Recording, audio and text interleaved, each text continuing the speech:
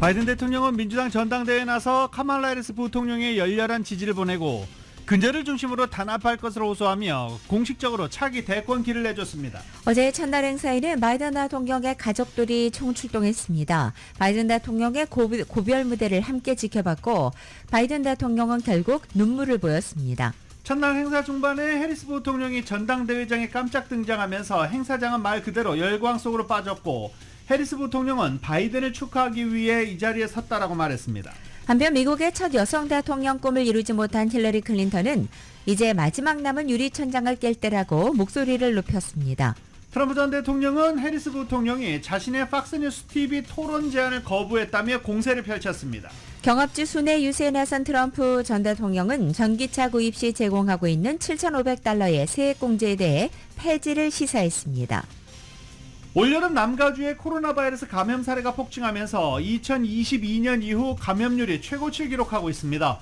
보건당국은 백신 접종을 당부했습니다. 롱비치시가 노숙자 텐트촌에 철거를 시작했습니다. 롱비치시는 앞으로 공공장소에서의 철거가 목표라고 밝힌 가운데 곳곳에서 노숙자와 대치도 이어지고 있습니다. 이웃케어 클리닉이 웨스턴과 7가의 양로 보건센터를 개관했습니다. 8가 범원에 이어 20여 년 만에 두 번째 양로 보건센터 개관입니다. 개학을 앞두고 있는 UC 계열의 마이클 드레이크 총장이 10개 캠퍼스 총장들에게 친팔레스타인 시위에 강력한 규제 지시를 내렸습니다. 높은 사무실 공실률과 계속되는 수요 감소로 오피스 빌딩이 실존 위기를 겪고 있다는 진단이 나왔습니다. 10지구 시의원 내에 도전하고 있는 그레이스 유 후보가 여론조사 결과 현직인 헤더 시의원을 앞서고 있는 것으로 나타났습니다. 국제 금 가격이 사상 최고가를 새로 썼습니다. 온스당 $2,500 넘었고 금괴는 사상 처음으로 $1,000,000 넘었습니다. 압델 파타 LCC 이집트 대통령이 토니 블링컨 국무장관에게 가자지구 전쟁의 확전 위험을 경고했습니다.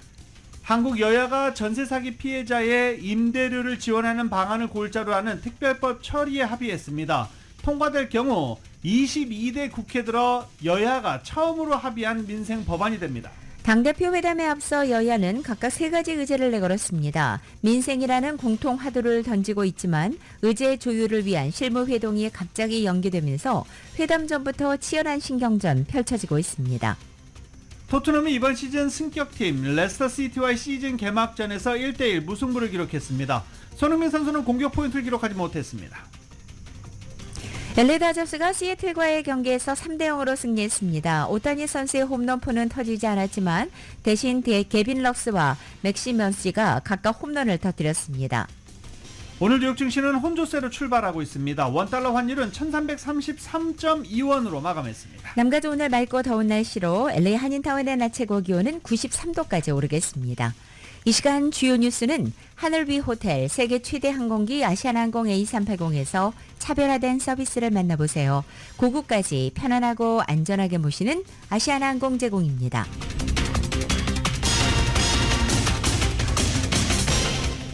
여러분 안녕하십니까? 김윤정입니다. 안녕하십니까? 유지승입니다. 2024년 8월 20일 화요일 라디오 설모닝 뉴스 2부입니다. 민주당 전당대회가 시작이 됐습니다. 이 전당대회 소식은 저희가 로컬 뉴스 전해드린 뒤에 소개해드릴 수 있도록 하겠습니다. 노숙자 텐트촌 철거 롱비치시가 시작을 했습니다. 어제 롱비치시 곳곳에서 노숙자와 텐트 철거반이 마주하는 대치하는 그런 모습이 자주 연출됐습니다. 렉스 리차드슨 롱비치 시장은 공공장소에서의 텐트촌을 철거하는 것이다 라고 말하기도 했습니다. 이외 로컬 소식 보도국에서 전합니다. 롱비치시가 19일부터 노숙자 텐트촌 철거를 시작했습니다. 시 정부 관계자들은 공원이나 도서관, 해변가 등 공공장소로 가는 지역을 차단하는 노숙자 텐트촌을 우선적으로 철거한다고 밝혔습니다. 철거 지역에 걸린 안내문에는 19일부터 대대적인 노숙자 철거 작업이 이뤄진다는 경고와 함께 모든 개인 소지품은 오전 7시 이전에 이 지역에서 정리돼야 한다고 적혀 있습니다. 오늘 아침 9시경부터 철거 대상 지역 공원에는 시 관계자들이 나와 노숙자촌 철거 작업을 벌였습니다. 시정부는 텐트촌을 떠나기를 거부하는 노숙자들에게는 티켓을 발부하거나 체포하겠다고 밝혔습니다. 롱비치시의 이 같은 조처는 개빈 뉴섬 가주 주지사가 노숙자 텐트 철거에 대한 행정명령을 따르지 않는 시정부에 대해서는 예산 지원을 삭감하겠다고 밝힌 데 따른 것입니다. 주지사는 행정명령을 따르지 않는 시정부에는 당장 내년 1월부터 주정부의 예산 지원을 삭감하겠다고 경고한 바 있습니다. 신종 코로나 바이러스로 올 여름 코로나 감염 사례가 폭증하면서 2022년 이후로 코로나 감염률이 최고치를 기록한 것으로 나타났습니다. 최근 가주에서 확산되는 플러트 코로나 변이 바이러스 중 하나인 KP3.1. 이는 현재 지배종으로 지난 2주간 동안 가주의 코로나 감염 사례의 36.8%를 차지했습니다. 이는 지난달에 비해 12.7% 증가한 수치입니다. 신종 코로나 바이러스는 백신 접종에 관계없이 감염률과 전파력이 높은 것으로 확인됐습니다. 가주의 경우 지난 12일 끝나는 주간 의료시설에서 양성 판정률은 14.7%로 나타났는데 이는 지난달에 기록된 10.6%에 비해 높아진 수치입니다. LA 카운티의 경우 지난 3일로 끝나는 날을 기준으로 열흘새 폐수에서 발견된 코로나 바이러스가 76%로 이전 수치 54%에 비해 급증했습니다. 지난 11일 끝나는 주간에 LA 카운티의 평균 1일 코로나 감염 사례는 484건을 기록했는데 이는 지난달에 기록된 수치에 비해 35% 늘어난 수치이며 지난 여름 최고치를 기록했던 1일 평균 코로나 감염 사례인 571건에 근접한 수치입니다. 라디오 서울 보도국 뉴스룸입니다. 높은 사무실 공실률과 계속되는 수요 감소로 인해 오피스 빌딩이 실존 위기를 겪고 있다는 진단이 나왔습니다. 거시경제 동향 여론조사 결과 캘리포니아의 상업용 업계 관계자 무려 71%가 앞으로 상업용 부동산이 더 많은 어려움에 직면할 것이라고 우려한 것입니다. 정윤호 기자가 전해드립니다. 높은 공실률로 고전하는 가주의 상업용 부동산이 앞으로 더 큰 어려움에 직면할 것이라고 LA 비즈니스 저널이 19일자에서 거시경제 동향 여론조사를 인용해 보도했습니다. 엘렌 매트킨스 로펌과 UCLA 앤더슨 포캐스트가 손잡고 실시한 이번 여론조사 결과 가주의 상업용 부동산 업계 관계자의 71%가 앞으로 수개월 내에 고통 수준이 더 늘어날 것으로 내다봤습니다. 53%는 앞으로 3년 동안 신규 개발이 감소할 것으로 봤습니다. 상업용 부동산 중에서도 오피스 빌딩 시장의 상황이 최악으로 오피스 빌딩은 현재 실존적인 위기 상황에 놓였다고 지적했습니다. 높은 금리가 상업용 부동산 침체의 주범으로 지적됐습니다. 이번 설문조사를 실시한 엘렌 매트킨스 측은 소비자 행동이 변화되면서 전통적으로 부동산이 사용되는 방식을 변화시키고 있다고 밝혔습니다.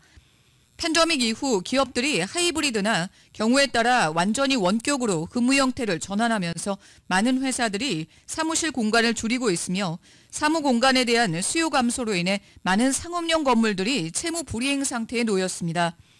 일례로 LA 카운티 정부가 이달 초 다운타운 시내의 게스 컴퍼니 타워를 3년 전 건물가의 3분의 1 가격인 2억 1,500만 달러에 인수한다고 발표한 케이스가 오피스 부동산 시장 상황을 여실히 보여주고 있습니다. 반면 다가구 건물과 소매 시장의 상황은 좋은 것으로 나타났습니다. 팬데믹 이후 뜨겁게 달아올랐던 온라인 쇼핑 붐이 창고와 유통산업을 견인했는데 전문가들은 온라인 쇼핑이 진정되고 오프라인의 반등이 이루어지면서 앞으로 수년 내 균형을 찾을 것으로 봤습니다. 응답자 65%가 남가주 소매업소에 대한 수요가 차차 늘어날 것으로 내다봤고 LA 카운티의 소매업소 공실률도 하락할 것으로 관측됐습니다. 높은 금리와 주택가격 급등으로 단독주택을 소유하는 것이 점점 더 어려워지면서 다가구 주택에 대한 수요가 늘어나 다가구 주택 건설 수요는 더 늘어날 것으로 전망됐습니다. 라디오 서울뉴스 정현호입니다. UC계열 대학이 이번 주 개학을 앞두고 있습니다. 이런 가운데 마이클 드레이크 UC 총장이 UC계열 10개 캠퍼스의 총장들에게 학내 시위 텐트, 마스크 착용을 금지하는 것을 골자로 하는 시위 강력 규제 지시를 내렸습니다. 보도국에서 전합니다. 드레이크 총장은 이날 내려진 디렉티브를 통해 캠퍼스 안에 시위대가 텐트촌을 설치하는 행위부터 시위대가 캠퍼스 내 경로를 차단하는 행위, 그리고 시위대의 신분을 은폐하기 위해서 마스크를 착용하는 행위를 금지하라고 지시했습니다. 드레이크 총장은 캠퍼스 내 반전 시위가 통제 불능 상태에 빠졌다며 캠퍼스 안에서 보다 엄격한 룰을 시행할 필요가 있다는 비판이 거세짐에 따라 이런 조처를 취한 것입니다. 유씨 총장이 탑다운 스타일로 각 캠퍼스 총장에게 일방적으로 지시하는 것은 상당히 이례적인 조처입니다.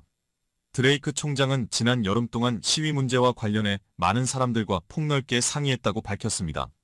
지난 봄 유씨에서는 친팔레스타인 시위가 거세게 벌어졌습니다. 밤마다 친팔레스타인 시위대의 극렬 시위가 벌어졌고 급기야 친팔레스타인 시위대와 극우 친유대 무리가 충돌하면서 유혈 사태로 비화되는 사태가 발생하면서 전국의 헤드라인을 장식했었습니다. 유 씨는 시위 초반에는 표현의 자유를 보장하는 차원에서 시위가 평화적으로 이루어지는 한 규제하지 않았지만 이 같은 조처가 역효과를 불러와 시위가 폭력적으로 번지면서 느슨한 유 씨의 정책이 비난을 받았습니다. 캠퍼스 내 시위 관리와 통제를 위한 비용도 유 씨 시스템 전반에 걸쳐 무려 2,900만 달러나 소요됐습니다. 비용 중 대부분은 시위 후에 어지럽혀진 캠퍼스 낙서 청소, 프로퍼티 보수, 폐기물 제거, 해충 방제, 그리고 시위를 통제하기 위해서 동원된 시큐리티 비용 등으로 사용됐습니다.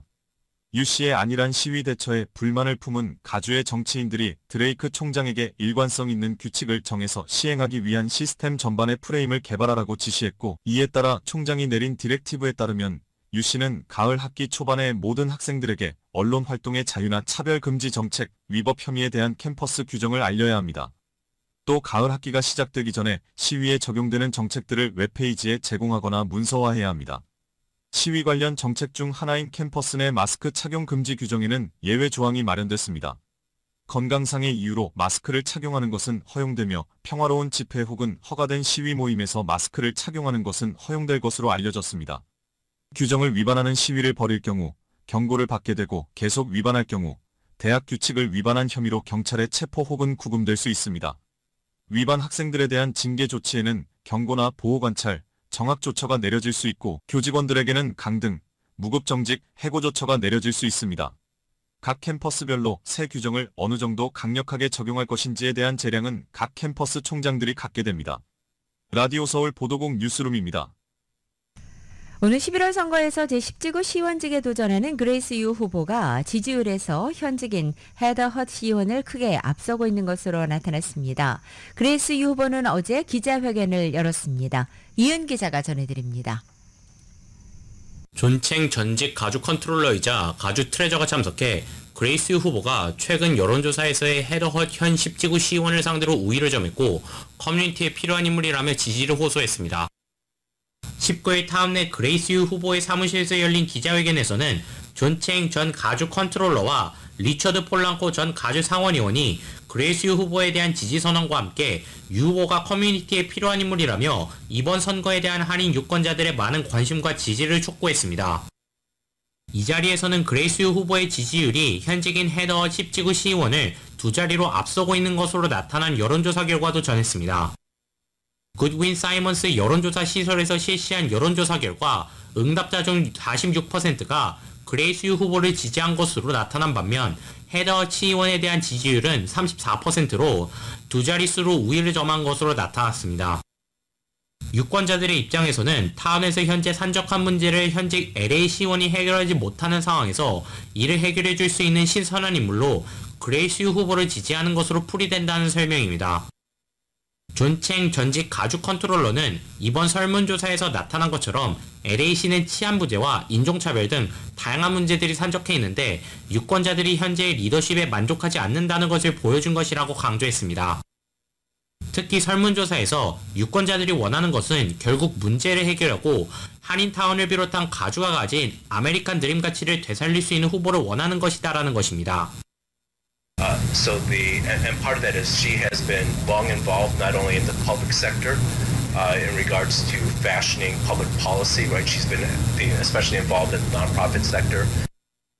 현재 헤더 10지구 시의원의 리더십이 타운을 비롯한 지역구 유권자들의 니즈를 충족시키지 못하고 있음을 보여준 것이라고 밝혔습니다. 리처드 폴랑코 전 가주 상원의원은 이번 설문조사를 통해 유권자들이 원하는 시의회는 결국 타운 주민들의 어려움이 바로 시정되는 소통하는 리더십을 원하는 것을 새삼 느끼게 한 것이라며 그레이스 유 후보는 소통하는 리더십을 가진 후보라고 평했습니다. 그레이스 유 후보는 한인사회 정치적 신장에 있어 수많은 비영리단체 활동들을 비롯해 다양한 분야의 경험이 있기 때문에 기존의 정치인들과는 결이 다르다는 것입니다. It is individuals when you look at who you stand with and why they're standing there beside Grace. It's evident. She is a coalition builder. 그레이스 후보는 이번 선거에 자신이 있다고 밝혔습니다. 특히 이번 기자회견에서 보여준 설문조사 결과를 비롯한 상황들이 본인이 자신감을 가질 수 있다는 증거라고 설명했습니다. Did everyone get our press release for today? So that's the big news, that we were able to do well, and it shows that Team U can win this race. 10지구 시의원을 선출하는 이번 선거는 11월 5일에 치러집니다. 라디오설 뉴스 이은입니다. 요새 공과금 고지서 받기 좀 겁나시죠? 그런 분들 많습니다. 특히 에디슨사, 남가주 에디슨사의 전력을 사용하는 가정은 더 그렇습니다. 시간대별 사용 요금제로 적용되는 사례가 늘면서 전기료 급등을 체감하는 에디슨사 고객들이 많아지고 있는 것으로 나타났습니다. 에어컨 어떻게 사용하십니까? 보통 에어컨을 내가 귀가해서 트는 것보다 하루 종일 적정한 시간을 온도를 맞춰놓고 하루 종일 트는 게 전기료가 덜 나온다 라고 해서 그냥 온도를 맞춰놓고 여름 내내 지내시는 분들 많으시죠. 이게 함정이었습니다. 시간대별 사용 요금제가 적용되면서 전기요금이 천정부지로 뛰어오른 것입니다.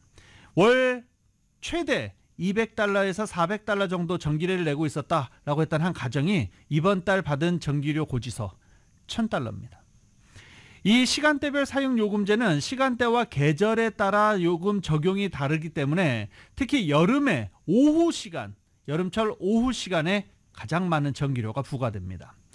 KTLA 방송은 지난 2021년 시간대별 사용요금제 요금제 적용이 시행됐을 때 많은 고객들이 별도 선택을 하지 않는 한 요금제로 전환됐다라고 설명하고 남가주 에디슨사에서 시간대별 요금제가 고객들의 청구서에 어떤 영향을 미쳤는지에 대한 자료 요청했다라고 밝혔습니다. 에디슨사는 이 자료에 대한 설명 아직 하지 않았습니다.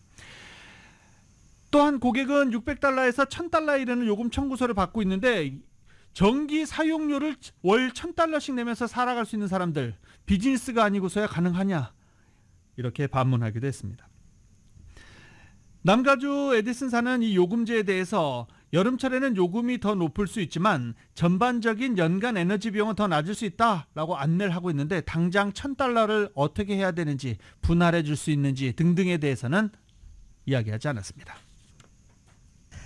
여름 할러데이 휴가 시즌을 마무리하는 노동절 휴가가 이제 2주일 앞으로 다가온 가운데 다가오는 연휴에 장거리 여행을 떠나는 미국 내 여행객이 역대 최다를 기록할 전망이라고 전미 자동차 클럽인 트리플A가 어제 발표했습니다. 연방 항공당국과 전미 자동차 클럽 트리플A에 따르면 올해 노동절 연휴를 맞아 국내 여행객이 작년 대비 9% 증가할 것으로 예상했습니다. 특히 차량을 이용한 여행객의 경우 노동절 연휴가 시작되기 전인 29일부터 극심한 혼잡이 예상된다고 전했습니다. 트리플A에 따르면 올해 노동절 연휴 기간 인기 국내 여행지로는 시애틀이 작년에 이어 1위를 차지했고 이 밖에 올랜도, 뉴욕, 보스턴, 라스베가스, 덴버, 시카고, 샌프란시스코 순이었습니다. 국내 여행자 수가 증가하는 만큼 자동차 여행객들로 인한 극심한 도로 혼잡도 예상됩니다. 교통분석회사에 따르면 29일 오후부터 출퇴근 차량과 여행객이 뒤섞여 극심한 도로 혼잡이 예상된다고 밝혔습니다. 금호타이어의 미국을 포함한 사업장에서 약 5개월 사이 4건의 사망사고가 잇따라 발생해 안전관리 체계를 근본적으로 점검해야 된다는 지적이 나왔습니다. 조지아주 빕카운티 셰리프국은 현지 직원이 설비 점검 중 끼임 사고를 당해 사망한 것으로 확인됐다며 이 직원의 신원도 공개하기도 했습니다. 이웃케어 클리닉이 LA 한인타운 웨스턴과 7가의 미래 양로보건센터를 개관했습니다. 미래 양로보건센터는 2001년 뉴햄프셔와 8가의 벌몬트 양로보건센터를 오픈한 지 20여 년 만에 이 두 번째 센터를 개관한 것입니다. 미래 양로보건센터는 9,000 스퀘어핏 규모의 대형 액티비티 홀과 운동 재활 공간, 상담실, 특별활동 공간을 갖추고 있습니다. 최대 200에서 300명까지 수용할 수 있지만 이용자들의 공간을 넉넉하게 또 여유 있게 즐길 수 있도록 현재는 160여 명까지만 이용하게 하겠다는 방침을 밝혔습니다.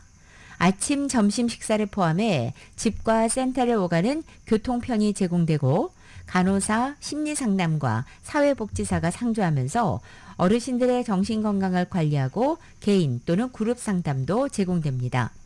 이 센터를 이용할 수 있는 대상은 만성질환으로 몸이 아프거나 거동이 불편한 65세 이상이거나 발달장애 또는 특정 질환이 있는 18세 이상, 의사로부터 뇌속마비, 뇌졸중 같은 진단을 받아 치료나 재활이 필요한 환자 등으로 센터에서 낮 시간 동안 커뮤니티 기반의 성인건강 서비스를 이용할 수 있는 것입니다.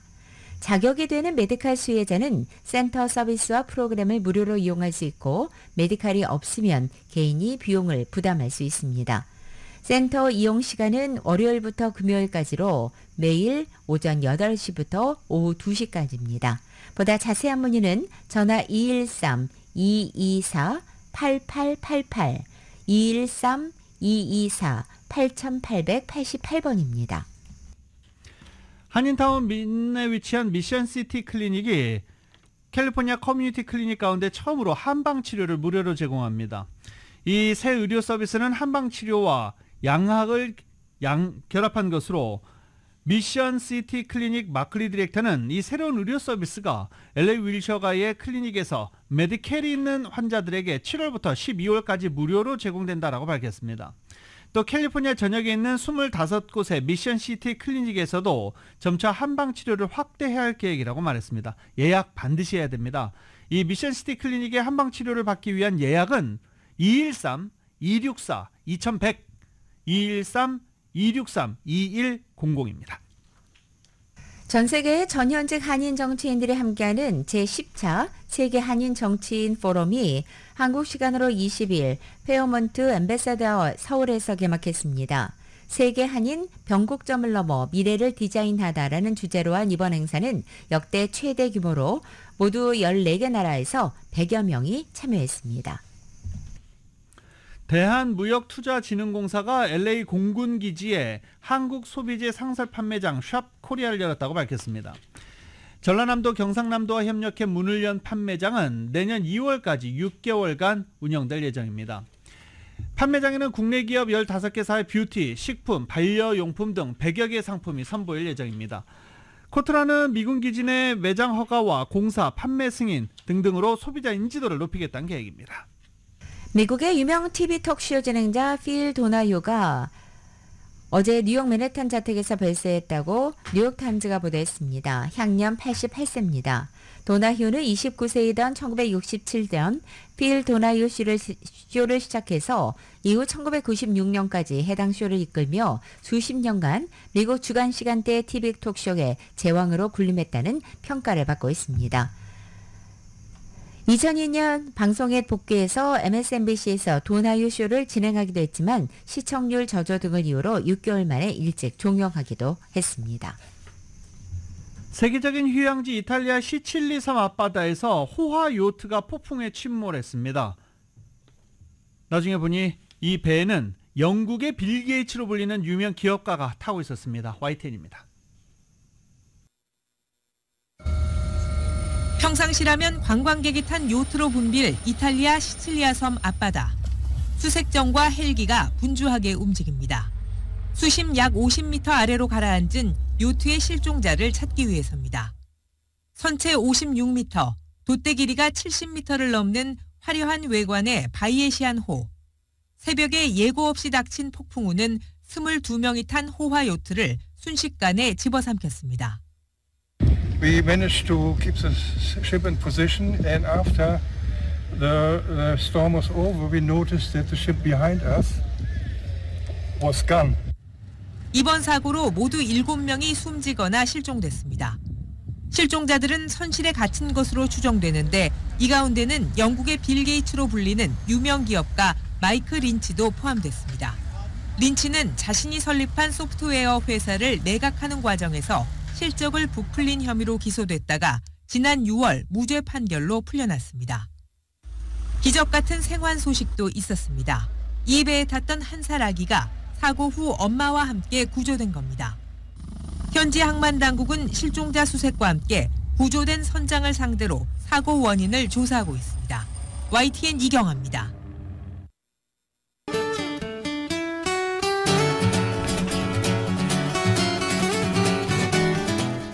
8월 20일 화요일 남가주의 날씨입니다. 오늘 하루 이번 주 중 가장 덥겠습니다. 오늘 낮 기온은 어제보다 4, 5도가량 높아져서 남가주 대부분 지역 90도를 웃돌고 벨리와 일란드 엠파이어 지역은 110도에도 육박하겠습니다. 그만큼 낮과 밤의 일교차가 크게 벌어지겠습니다.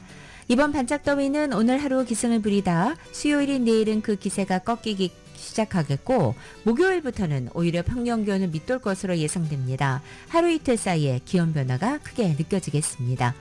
LA 한인타운의 오늘 낮 최고 기온 93도, 밤 최저 기온은 63도, 오렌지 카운티 지역은 94도, 66도, 델리와 일란드 엠파이어 지역 106도, 66도, 해안 지역은 84도, 67도로 예상됩니다.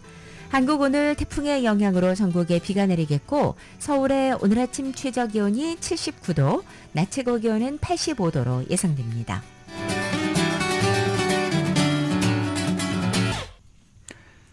해리스 부통령을 대선 후보로 공식 지명하기 위한 민주당 전당대회 첫날부터 바이든 대통령이 등장해 전폭적인 지원을 약속했습니다. YTN입니다.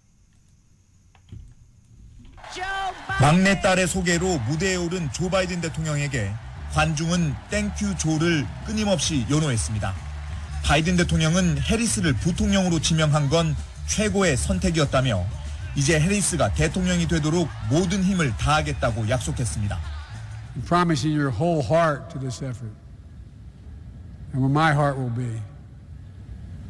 I promise I'll be the best volunteer Harrison Waltz has Cam ever seen. 예고 없이 깜짝 등장한 해리스 부통령은 바이든 대통령에게 무한한 감사를 표시했습니다. Joe, thank you for your historic leadership, for your lifetime of service to our nation, and for all you will continue to do. We are forever grateful to you.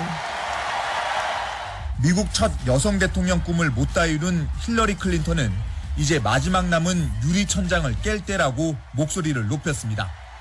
This is when we break through. The future is here. It's in our grasp. Let's go win it. 민주당은 대의원 투표를 통해 해리스의 대선 공약집 성격인 새로운 정당 정책도 채택했습니다. 김정은과 러브레터를 주고받은 트럼프와 달리 바이든은 동맹과 함께 북한 위협에 대응했고 앞으로도 한국 곁을 지키겠다는 내용이 담겼습니다.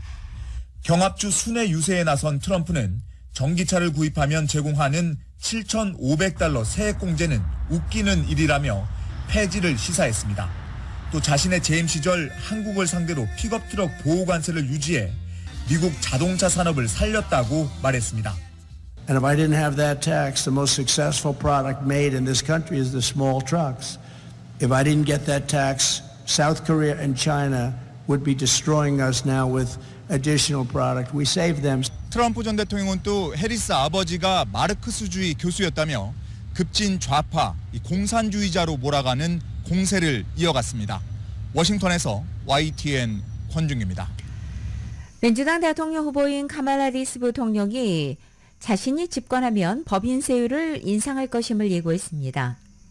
해리스 부통령의 대선 캠프 제임스 싱어 대변인은 해리스 부통령이 대선에서 승리할 경우 법인세 세율을 현재 21%에서 28%로 인상할 것이라고 밝힌 것입니다. 이것은 근로자들의 납세 부담을 줄이고 억만장자와 대기업들의 응당 감당해야 할 몫을 지불하게 하는 재정적으로 책임 있는 방안이라고도 설명했습니다. 한편 공화당 대선 후보 트럼프 전 대통령은 자신의 대통령 취임 전 35%였던 법인세 세율을 재임 중 21%로 대폭 인하했고 내년에 만료되는 각종 세금 감면 제도도 도입하기도 했습니다. 한편 세율 변동은 의회의 의결을 거쳐야 가능하기 때문에 오는 11월 5일 대선과 함께 치러지는 연방 상하원 선거를 통해 민주공화 중에 어느 당이 의회의 권력을 장악하느냐가 변수입니다. 힐러리 클린턴 전 국무장관이 트럼프 전 대통령을 직격하고 나섰습니다. 최초 여성 대통령이 도전했지만 트럼프 전 대통령에게 석패했던 클린턴 전 장관은 어제 전당대회에서 마지막 유리 천장을 깨기 위한 해리스 부통령의 도전에 전폭적인 지원을 표하며 경쟁자인 트럼프 전 대통령을 겨냥했습니다. 미국에서 뭔가가 벌어지고 있다. 우리 오랫동안 꿈꿔왔던 일이 일어나고 있다며 그 전에 바이든 대통령에게 감사하다. 그는 민주주의 수호자였고 백악관에서 존엄하게 업무를 수행했다라고 사의를 표했습니다. 또 경선에 출마했던 셜리 치첨을 거론하면서 그녀 결단 덕에 나를 비롯해 수백만 명이 위대한 꿈을 꾸게 됐다라고 말을 이었습니다. 셜리 치첨은 흑인 여성 최초로 민주당 대선 경선에 출마했던 여성입니다. 검사로서 카말라는 살아있고 살인자와 마약 유통범을 잡아들이고 자유와 안전을 위해 일하느라 쉴 틈이 없었다라고 말하고 난 뒤에 트럼프는 자신의 재판 위에 잠자가 있었고 그가 깨어났을 때는 전례 없는 34개의 혐의로 기소된 대선 후보라는 기록을 갖게 됐다라면서 트럼프 전 대통령을 겨냥했습니다. 나흘간의 일정으로 어제 시카고에서 개막한 민주당 전당대회 기간에 헐리우드 스타들도 다수 무대에 올라서 카말라 해리스 부통령의 대선 후보 대관식을 지원하게 됩니다. 미국에서 정치 드라마 주인공으로 인기가 높은 배우들이 행사 사회자로 나서고 유명 컨트리 가수들이 공연을 하며 분위기를 달구는 것입니다. 배우 캐리 워싱턴과 토니 골드윈 그리고 민디 케일린과 정치평론가 안나 나바로 등 4명은 이번 민주당 전당대회의 진행자로 나서게 됩니다. 워싱턴은 2012년부터 2018년까지 방영된 ABC 방송의 정치 드라마 스캔들에서 대선 캠페인 책임자 등 정치 무대 해결사로 활약하는 여주인공을 연기했고 골드윈은 같은 드라마에서 대통령 역을 맡은 바 있습니다. 또 전당대회 공식 무대 공연자로는 컨트리 음악 스타인 제임스 테일러와 미키 가이튼 그리고 제이슨 이스벨이 출연하게 됩니다. 한편 비욘세와 테일러 스위프트 같은 슈퍼스타의 출연 여부는 아직 불투명한 상태라고 매체들은 전하고 있습니다. 트럼프 전 대통령은 카말라 해리스 부통령이 자신의 팍스뉴스 TV 토론 제안을 거부했다며 공세를 폈습니다. 더힐 등에 따르면 트럼프 전 대통령은 자신의 SNS에 올린 글에서 해리스 부통령이 방금 9월 4일 폭스뉴스 토론에 참여하지 않겠다고 통보했다라고 주장했습니다. 시카고에서 해리스 부통령이 민주당 대선 후보로 공식 출정하는 민주당 전당대회 첫날 나온 신경전입니다. 트럼프 전 대통령은 그러면서 이런 전개는 별로 놀랍지 않다며 해리스 부통령은 토론에서 변덕스럽게 입장을 바꿨던 전력에 대해서 방어해야 하고 그는 그것이 어렵다는 것을 알 것이다 라고 비꼬았습니다.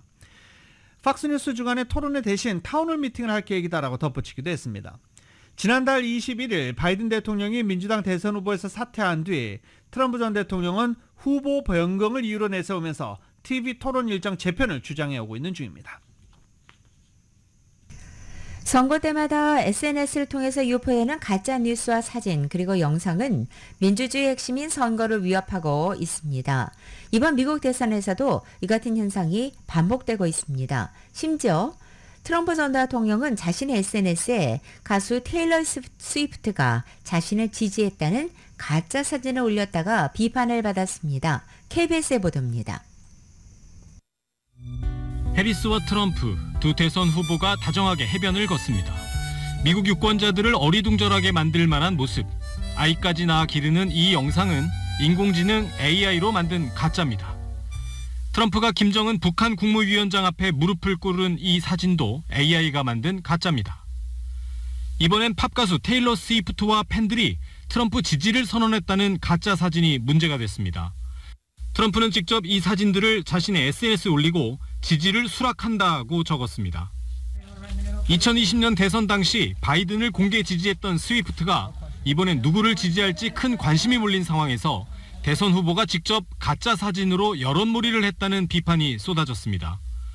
트럼프는 앞서 해리스로 보이는 여성이 공산당을 연상시키는 곳에서 연설하는 가짜 사진도 SNS에 올렸습니다.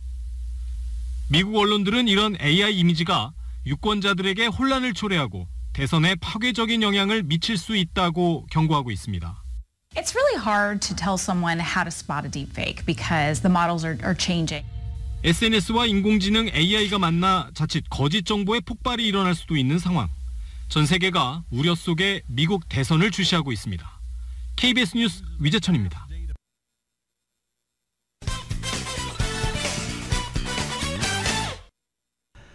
시장 변동성이 커지면서 주식 익스포저 위험 노출액입니다. 주식 익스포저를 줄였던 투자자들이 지난주 글로벌 증시의 반등에 힘입어 주식 보유량을 급격히 늘리는 것으로 나타났습니다. 도이체방크는 고객 메모에서 시장 상황에 따라 매수와 매도 시점을 정하는 재량 투자자들의 포지션이 지난주 크게 늘어 축소폭을 만회했을 뿐만이 아니라 다시 평균을 상회하고 있다고 전했습니다. 이는 폭락장에서 시장이 얼마나 빨리 회복했는지를 보여주는 신호 가운데 하나입니다. 특히 지수 옵션과 대형 기술주, 경기 순환주, 방어주에 투자가 쏟아졌다고 도이체방크는 전했습니다.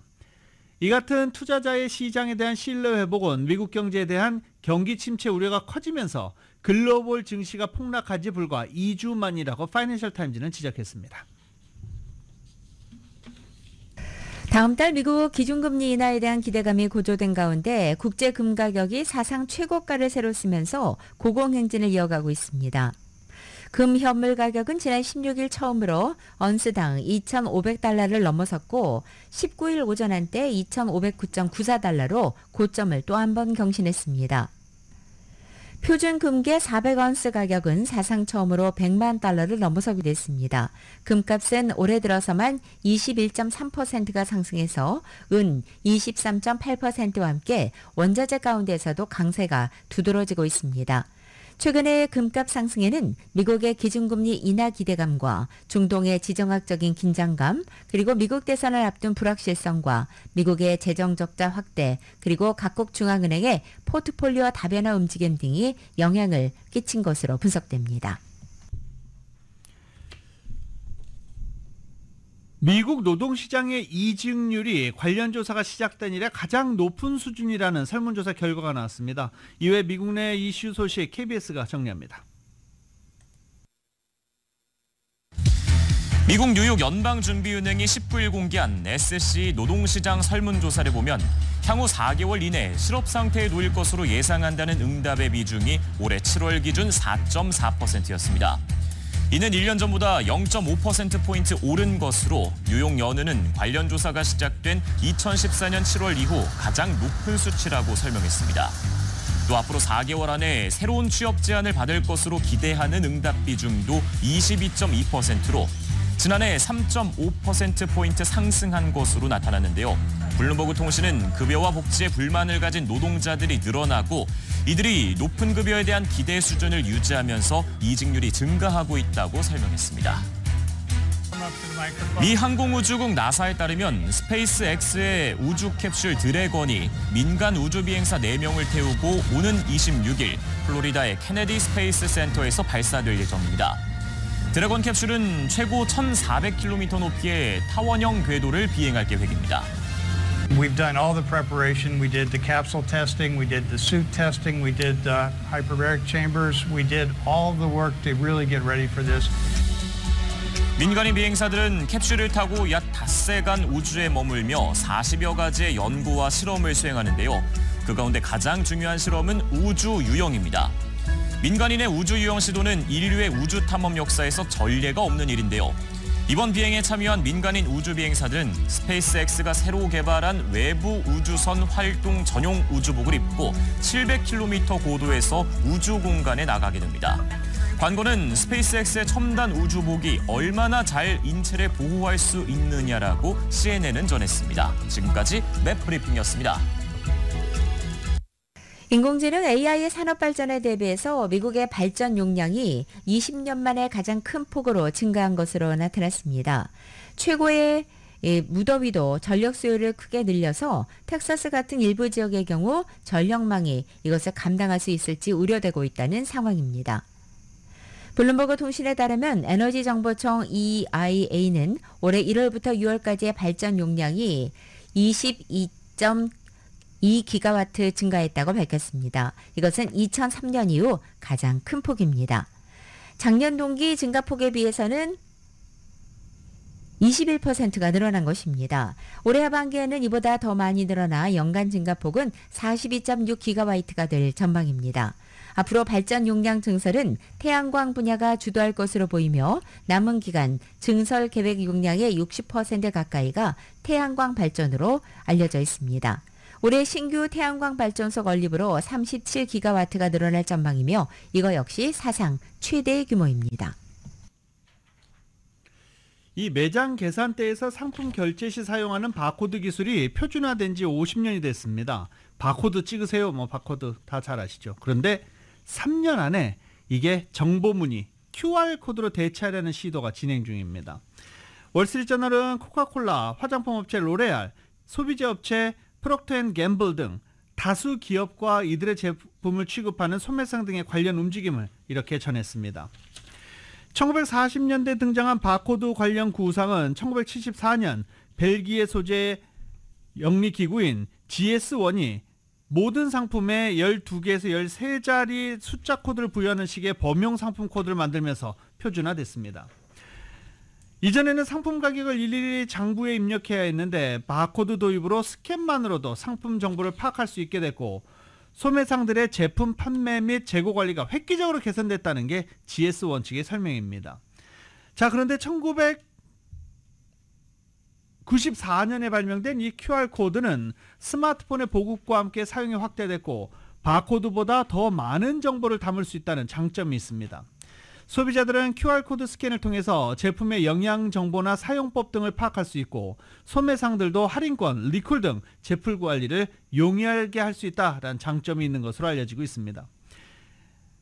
QR코드를 스캔해 제품을 결합하면 GS1이 만든 디지털 표준에 따라야 하며 GS1 측은 기업 및 소매업체들과 함께 3년 안에 바코드를 결제가 가능한 QR코드로 완전히 바꾸기 위한 프로젝트를 진행 중이라고 밝혔습니다. 태국 소식 전해드립니다. 태국 열차에서 인생사진 하나를 남기려다가 자칫 목숨을 잃을 뻔한 10대 승객이 화제가 되고 있습니다. KBS가 세계 화제 소식 묶었습니다. 역을 출발하며 서서히 속도를 내는 열차. 이때 한 승객이 인증사진을 남기려는 듯 열차 문 밖으로 몸을 내밀더니 아슬아슬 매달린 채 자세를 취합니다. 그 순간 승강장 기둥에 머리를 부딪힌 승객. 충격이 큰 듯 정신을 차리지 못하더니 결국 열차 밖으로 떨어져 승강장 바닥에 쓰러집니다. 이 아찔한 사고는 현지 시간 5일 태국 남부 나라티왓에서 나콘시 탄마라스로 가는 열차에서 벌어졌습니다. 최근 태국 국영철도 측이 인생샷을 찍겠다며 무모한 행동을 서슴지 않는 승객들에게 위험성을 경고하고자 사고 내용을 공개하는 건데요. 회사 측은 당시 열차가 천천히 달리고 있어서 영상 속 10대 승객이 크게 다치지 않았으나 하마터면 영구장애나 사망으로 이어질 수 있었다며 이러한 행동은 절대 하지 말아달라고 당부했습니다. 망설임 없이 스스로 이발기를 들고 자신의 머리를 밀기 시작하는 사람들. 스웨덴 오브리그의 한 축구팀 선수들입니다. 중요한 경기를 앞두고 각오를 다지기 위해 선수단 전체가 삭발에 나선 것 같지만 사실은 두건을 쓰고 라커룸으로 들어오는 이 남자 때문입니다. 그는 이 축구팀 주장인 마르쿠스 헤르만 선수로 최근 암 진단을 받고 항암 치료를 하면서 머리카락을 모두 잃게 됐는데요. 그러자 투병 중인 동료에게 용기를 북돋아주기 위해 단체 삭발에 나선 겁니다. 동료들의 짧아진 머리를 보고 눈물을 참지 못하는 헤르만 선수. 구단 측은 그를 위한 자선 경기와 암 치료에 쓰일 모금 행사도 열 예정이라고 밝혔습니다. 자, 오늘 민주당 전당대회 소식 전해드리느라 스포츠 소식을 전해드리지 못했네요. 어제 토트넘이 개막전을 가졌습니다. 이번 시즌에 승격된 팀, 물론 우승은 한번 하긴 했었죠. 그래도 강등됐다 승격된 팀 레스터시티와의 경기에서 무난하게 승리를 할 것으로 예상을 했는데 경기 결과는 1대1 무승부였습니다. 새로 영입한 솔라키 선수가 헛발질을 많이 했죠. 헛발질이 아니라 골키퍼 정면으로 가는 슛을 너무나 많이 했어요. 극복해 가겠죠. 네. 토트넘 이번 시즌 한번 기대를 해보겠습니다. 2024년 8월 20일 화요일에 전해드린 라디오설 모닝뉴스 여기서 마치겠습니다. 지금까지 진행의 유지승, 김윤정이었습니다. 잠시 후